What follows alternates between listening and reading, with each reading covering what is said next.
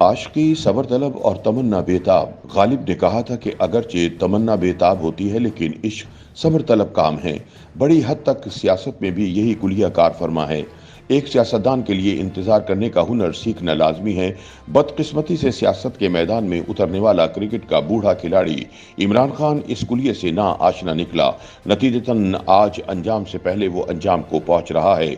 बूढ़े खिलाड़ी की सियासत में अनाड़ीपन के हवाले से पार्टी के एक से जायद रहनुमाओं, ओहदेदारों और माजी में इसके करीब रहने वालों से जो बातचीत हुई उसका खुलासा यह है कि परवेज खटक और शाह महमूद कुरैशी समेत सियासी बैकग्राउंड रखने वाले पार्टी के चंद दीगर अहम रहनुमा शुरू से ही बूढ़े खिलाड़ी को ये समझाते रहे कि लॉन्ग मार्च या दूसरी किसी मुहिम जुई पर तवानाइयां जाया करने के बजाय अक्टूबर तक आम इंतखाबात का इंतजार कर लिया जाए और तब तक पुरअमन जलसे जुलूसों और अवामी राब्ता मुहिम के जरिए कारकुनों और वोटर्स को मुतहर्रिक रखा जाए।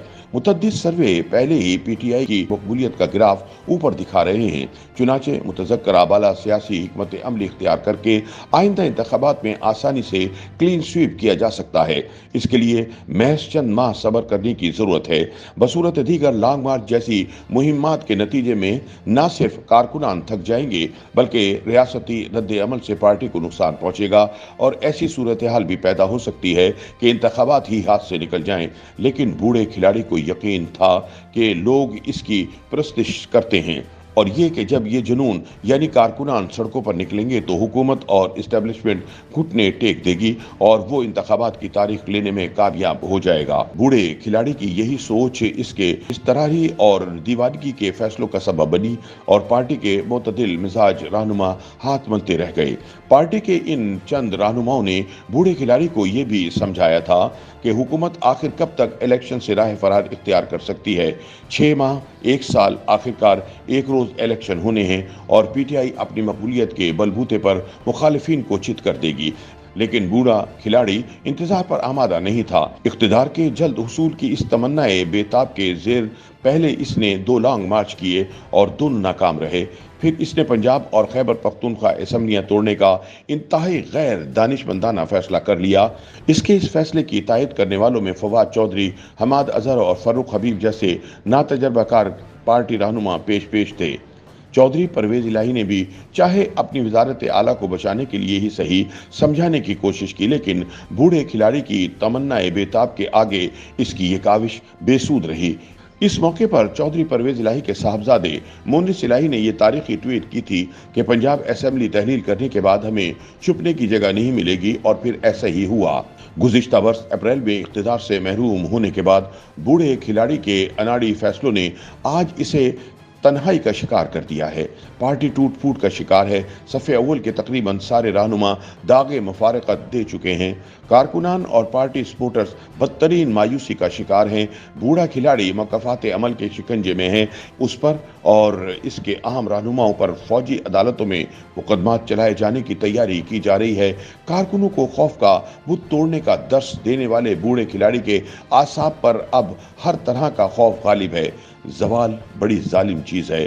दोबारा इख्तिदार के हुसूल की बेताबी में बूढ़े खिलाड़ी ने गलती का आगाज पिछले वर्ष 25 मई को किया था, जब वो इस्लामाबाद को फतह करने के मिशन इम्पॉसिबल पर निकला था।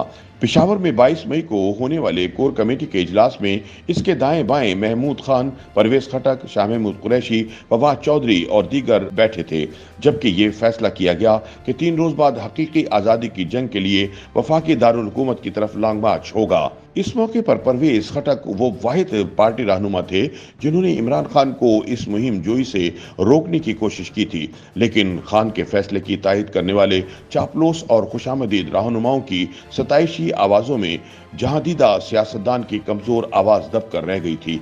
इस कोर कमेटी इजलास की तफसीलात से आगाह जराए के बकौल शाह महमूद कुरैशी ने भी परवेज खटक की तजवीज़ की नीम दलाना तायद की थी। ताहम हतमी फैसला चूंकि बूढ़े खिलाड़ी का था, लिहाजा फिर खामोशी छा गई। इस लॉन्ग मार्च का बुनियादी मकसद कौमी असम्बली की फौरी तहलील और आगे इंतखाबात की तारीख लेना था।